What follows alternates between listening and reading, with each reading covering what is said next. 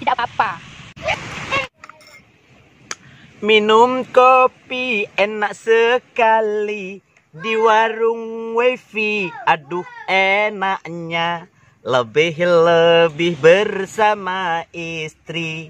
Mantap sekali ya, Masya Allah. Enak si laki-laki di warung kopi sampai jam 2 main skater, tidak peduli di rumah istri sangat sengsara.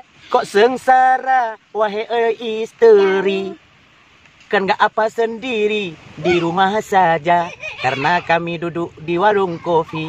Ingat-ingat juga mikir sendiri, bukan malam Jumat apa-apa. Tidak apa-apa.